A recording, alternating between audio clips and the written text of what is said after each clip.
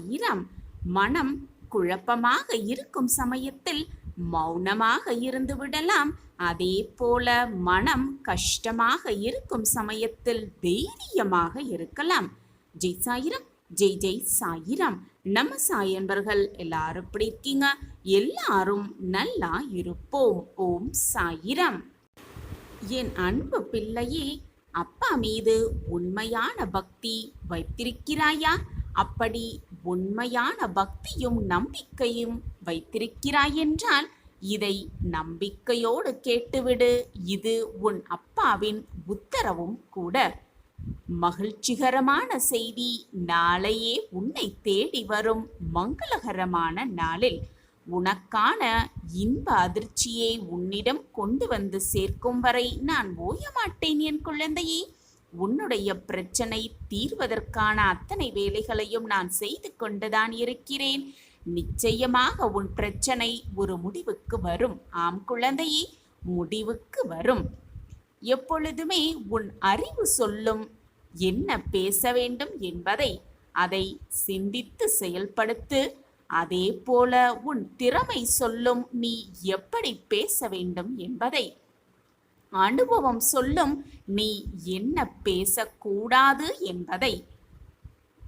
உன்னுடைய எண்ணங்கள் எப்பொழுதுமே நல்லவைகளாக இருந்தால்தான் உன்னுடைய மனமும் நல்லதாகவே இருக்கும்.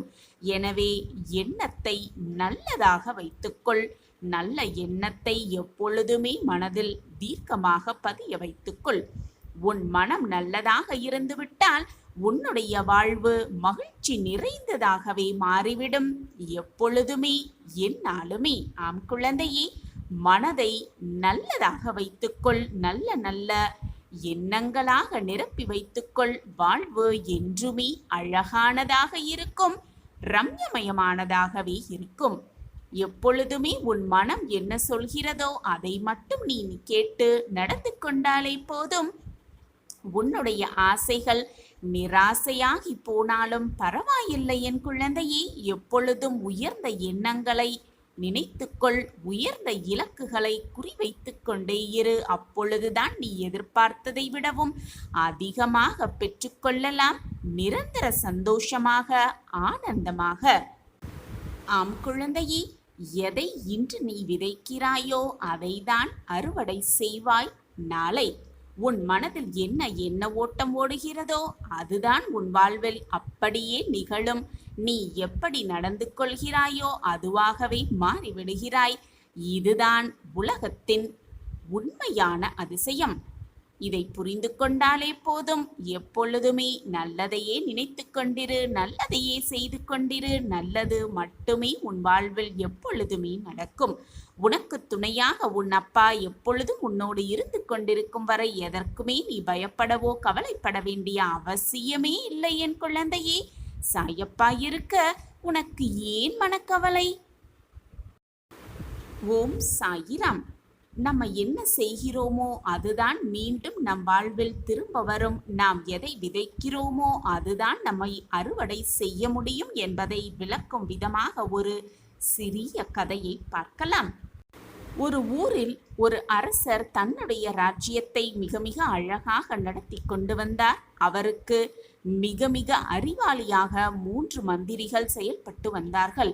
ஒரு நாள் அந்த அரசர் மந்திரிகளை அவர்களுடைய எண்ணங்களை சோதிக்க வேண்டும் என்று முடிவு செய்து 3 மந்திரிகளையும் தன்னுடைய அரசவைக்கு அழைத்தார்.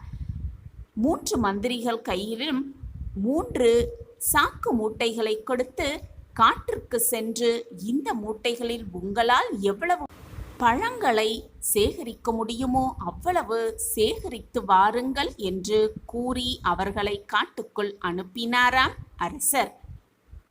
முதலாவதாக இருந்த மந்திரி அந்த சாக்கு மூட்டையை வாங்கி கொண்டு அரசருக்கு மிகவும் பிடித்த பழங்களை சேகரிக்க வேண்டும் என்ற எண்ணத்தோடு, உண்மையான நம்பிக்கையோடு, அரசர் மீது இருக்கும் நம்பிக்கையின் காரணமாக சுவை மிகுந்த பழங்களை சேகரிக்க வேண்டும் என்ற எண்ணத்தோடு காட்டை நோக்கி சென்றாராம்.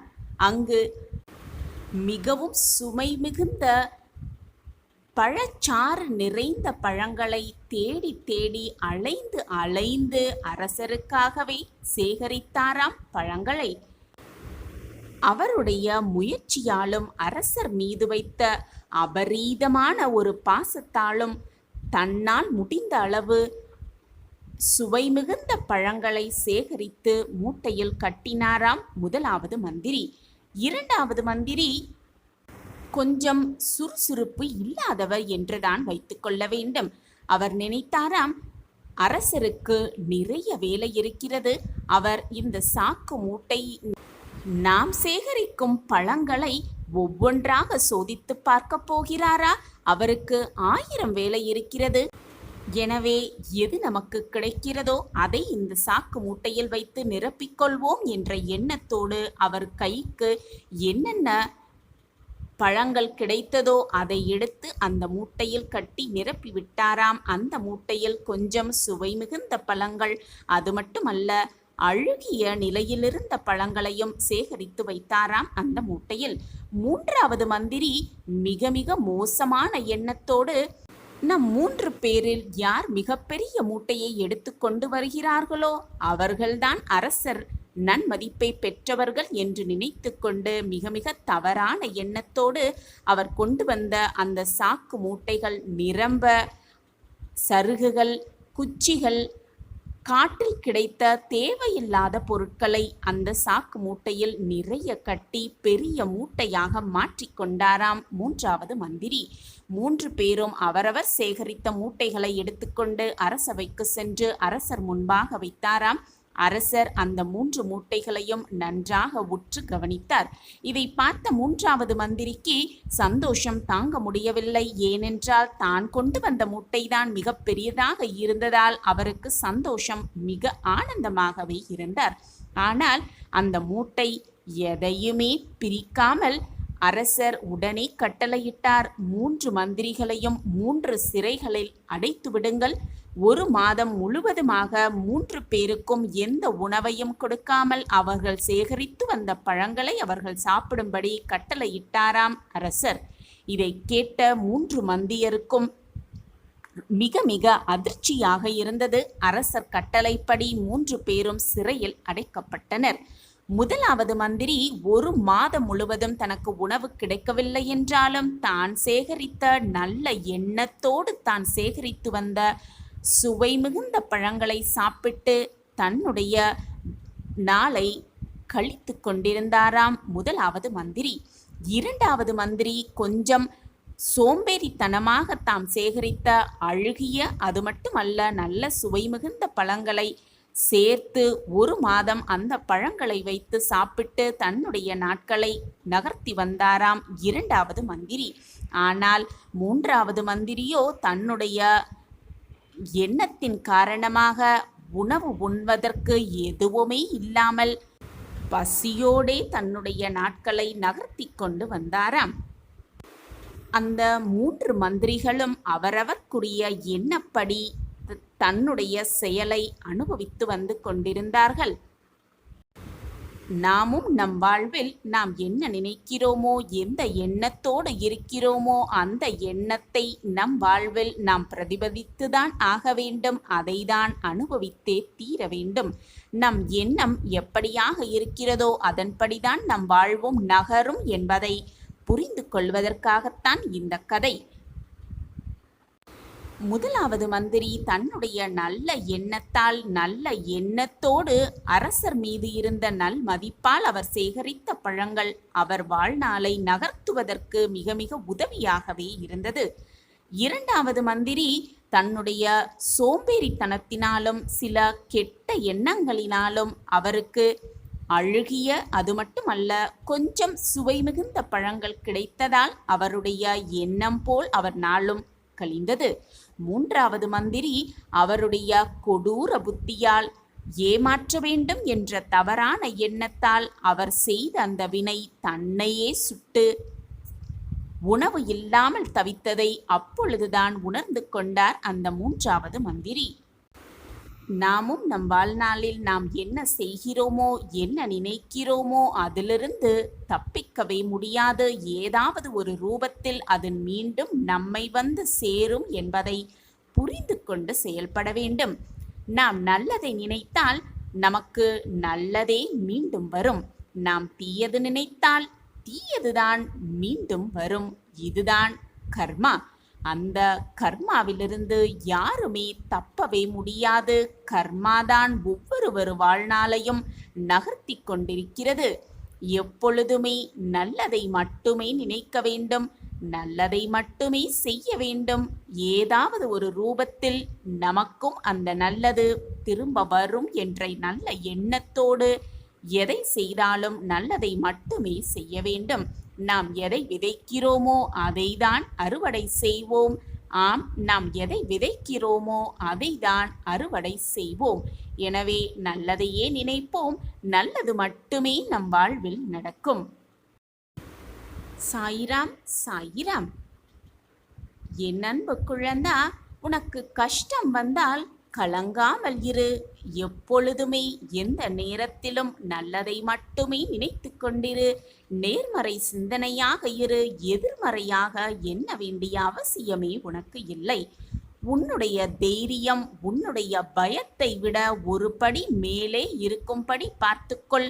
நல்ல எண்ணத்தோடு இரு, தைரியமாக இரு, எதற்குமே கலங்காதே, பயப்படாமல் இரு. அப்பொழுதுதான் உன்னால் முன்னேற விடாமல் உன்னை முன்னேற விடாமல் தடுக்கும் பயத்தையாவது நீ வெற்றி கொள்ள முடியும் என் குழந்தையே.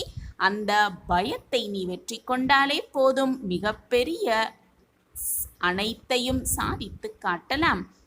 நாளைக்கு உனக்கு கிடைக்கப் போகும் வெற்றியை நினைத்து நினைத்து மகிழ்வதை விட நேற்றைக்கு கடந்து வந்த தோல்வியை நினைவில் வைத்து செயல்பட்டாலே போதும் என் குழந்தையே. வாழ்வை எப்பொழுதுமே மகிழ்ச்சியாக வாழலாம். வாழ்வு என்பது உனக்கான இடத்தை தேடுவது அல்ல என் குழந்தையே. உனக்கான அனைத்தையும் நீயே உன்னுடைய உழைப்பால் உருவாக்கிக் கொள்வதுதான் அழகிய வாழ்வு. இதை புரிந்து கொள் என் பிள்ளையே. உன்னால் எவ்வளவு சந்தோஷமாக உருவாக்க முடியுமோ அதை உருவாக்கிக் கொண்டே இரு.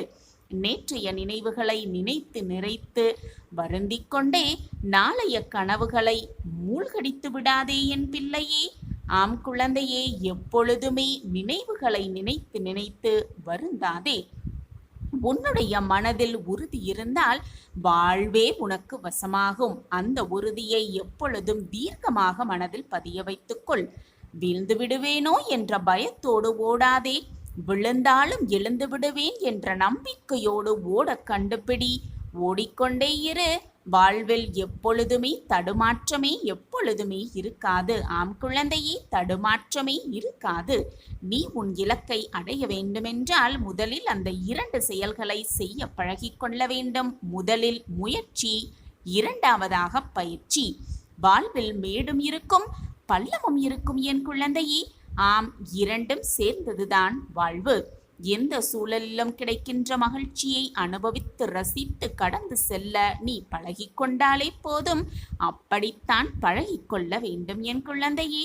அப்படி பழகிக்கொண்டாலே போதும். முடிந்து போனவைகளை நினைத்து நினைத்து வருந்திக் கொண்டிருப்பதை விட அடுத்தது என்ன செய்வது, அனைத்தையும் சரி செய்ய முடியும் என்று யோசிப்பதே மிக மிக சிறந்த வழியாகவே இருக்கும். எதிரில் இருப்பது யார் என்பது முக்கியமே இல்லை என் குழந்தையே. எப்படி எதிர்கொள்ளப் போகிறாய் என்பதுதான் மிக மிக முக்கியம். எனவே கவலைப்படாதே, கலங்காமல் இரு, தைரியமாக இரு. உனக்கு துணையாக உன் அப்பா எப்பொழுதும் உன்னுள்ளே இருந்து கொண்டிருக்கிறேன் என்பதை தீர்க்கமாக நம்பு. உன்னப்பா உன்னோடு இருக்கும் வரை எதற்காக நீ பயப்படுகிறாய் என் பிள்ளையே?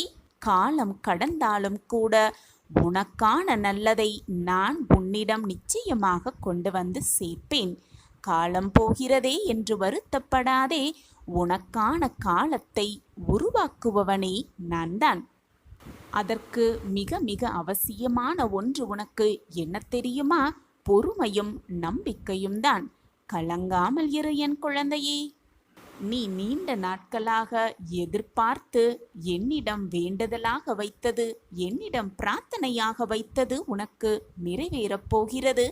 நம்பிக்கையோடு இரு. நீ எதிர்பார்த்த ஒன்று உன்னிடம் உன் கைகளுக்கு கொண்டு வந்து நான் சேர்ப்பேன். உனக்கான நல்ல நேரம் ஆரம்பிக்கப் போகிறது.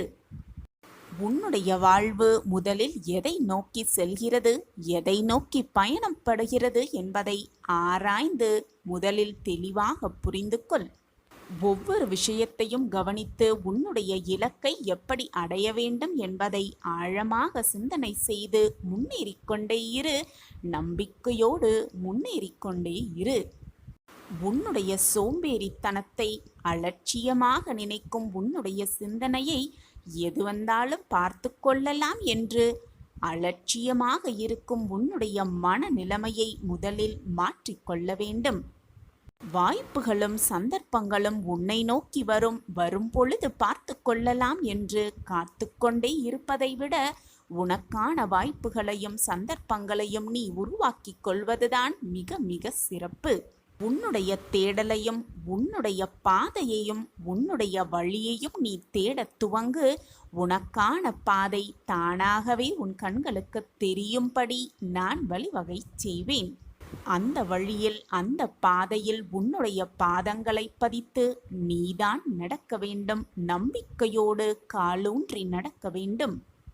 மற்றவர்கள் வருவார்கள், கைப்பிடித்து அழைத்து செல்வார்கள், கைப்பிடித்து அழைத்து சென்று பாதங்களை பதிய வைப்பார்கள் என்ற நம்பிக்கையை, வீண் நம்பிக்கையை உன் மனதில் வளர்த்து கொண்டே இருக்காதே என் பிள்ளையே.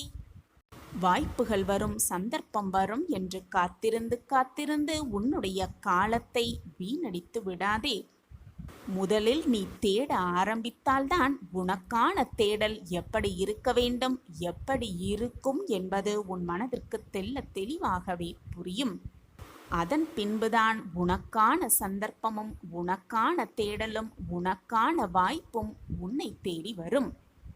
ஆதலால் உன்னுடைய தேடலை துவங்கு. உனக்கான சந்தர்ப்பங்களும் வாய்ப்புகளும் உனக்கு வெற்றி மாலையாகவே வந்து விழுகும்.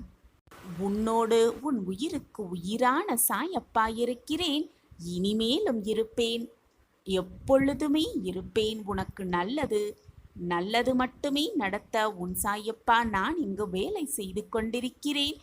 தேவையில்லாமல் உன் மனதை போட்டு குழப்பிக் கொள்ளாதே. நான் உன்னோடு தான் இருக்கிறேன். உன்னை விட்டு நான் விலகுவதும் இல்லை. என்னை விட்டு விலகி போகும்படி நான் அறிவுறுத்தியதும் இல்லை. நான் உன்னோடு இருந்து கொண்டுதான் இருக்கிறேன். என் பார்வை உன் மீது எப்பொழுதும் இருந்து கொண்டேதான் இருக்கும். வேண்டுவதும் பிரார்த்தனை செய்வதும் உடனடியாக அடுத்த நொடியே நடக்க வேண்டும் என்று நீ நினைப்பது முட்டாள் செய்யமான குழந்தையே. கேட்டவுடன் எல்லாமே கிடைத்துவிட்டால் அதில் இருக்கும் சுவாரஸ்யம் உனக்கு புரியாது.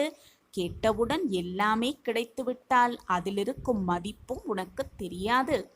உனது வேண்டுதல்கள், ஆசைகள் எல்லாமே கேட்கப்பட்டு விட்டது. அதற்கான வழிகளும் தீர்வும் ஏற்பாடாகி கொண்டே இருக்கிறது. நான் அதை ஏற்படுத்தி கொண்டே இருக்கிறேன்.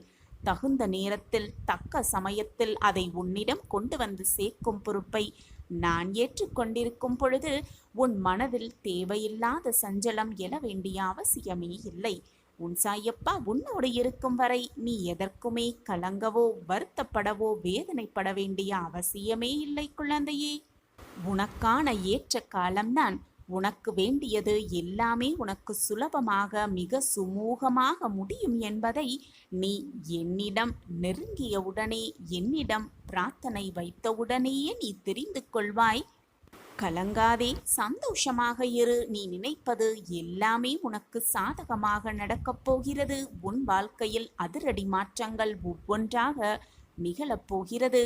நல்ல செய்தி, நல்ல நிகழ்வு, இனிப்பான மங்களகரமான நிகழ்வு உன்னை நோக்கி ஒவ்வொன்றாக வரத் துவங்கும்.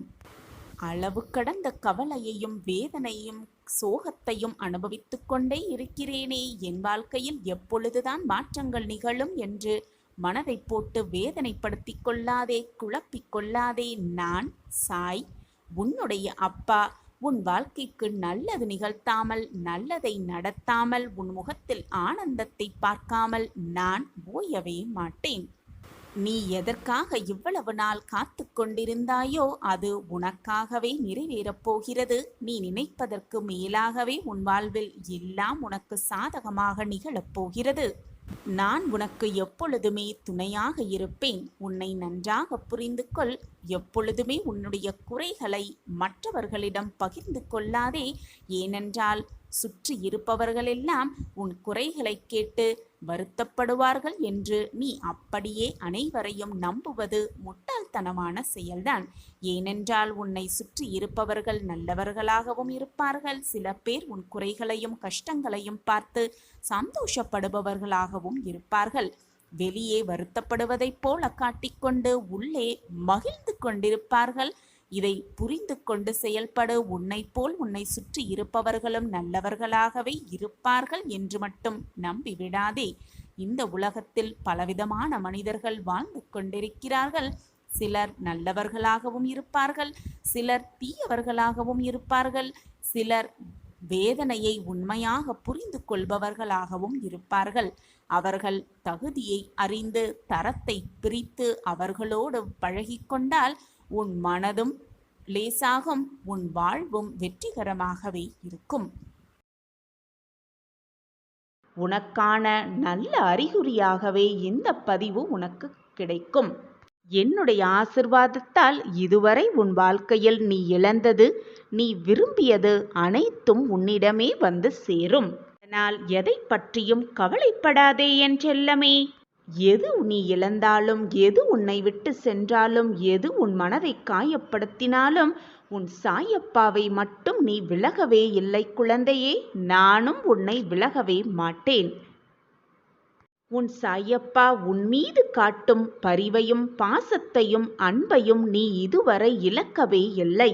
ஆனால் உன்னை சுற்றி நடக்கும் பிரச்சனைகளிலும் சூழ்நிலைகளும் நீ உன் சாயப்பா மீது வைத்திருக்கும் நம்பிக்கையை சில சமயம் சில நேரங்களில் இழந்துவிட்டு குழம்பிக் கொண்டிருக்கிறாய். அதனால்தான் நான் அனைத்தையும் இழந்துவிட்டேன், எனக்காக யாருமே இல்லை, கவலைக்கு கூட தோள் சாய யாருமே இல்லை, என் வாழ்க்கையில் என்னை மீட்டெடுக்க எவருமே இல்லை என்று புலம்பிக் கொண்டிருக்கிறாய். கஷ்டம் யாருக்குத்தான் இல்லை? உனக்கும் இருக்கிறது, உன்னை சுற்றி இருப்பவர்களுக்கும் இருந்து கொண்டுதான் இருக்கிறது. அப்படி இருக்கையில் எனக்கு மட்டுமே கஷ்டம் வந்து கொண்டே இருக்கிறது, என் வாழ்வை மீட்டெடுக்க யாருமே இல்லை, எவருமே இல்லை என்று நீ புலம்புவது சரியா? என் குழந்தையே, நீ சிந்திய கண்ணீரெல்லாம் வீண் போகாது. உன்னுடைய கஷ்டகாலம் முடியும் தருவாயில்தான் இந்த பதிவு உன் கண்ணில் படும். என்னுடைய இந்த வாக்கு உன் காதுகளுக்கு எட்டும். உன் கஷ்டகாலம் முடிந்துவிட்டது. அதனால்தான் இந்த பதிவை நீ கேட்டுக்கொண்டிருக்கிறாய்.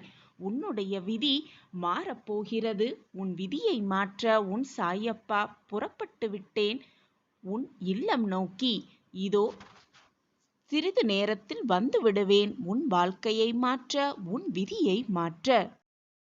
எனக்கு மட்டுமே கஷ்டம் வந்து கொண்டே இருக்கிறது என்று உன் கஷ்டத்தையே, உன்னுடைய வேதனையை பற்றி மட்டுமே சிந்தித்து கொண்டிருந்தால், உன் சிந்தனையை அதில் மட்டுமே செலுத்தி கொண்டிருந்தால் உன் வாழ்க்கையில் நீ எப்படித்தான் முன்னேறுவாய்? நான் உனக்கு எத்தனை முறைதான் கூறுவது? நான் உன்னிடம்தான் இருக்கிறேன், உன் வாழ்க்கையை நிச்சயமாக மீட்டெடுப்பேன் என்ற வாக்கை எத்தனை முறைதான் நான் உன்னிடம் கூறிக்கொண்டே இருக்கிறேன்.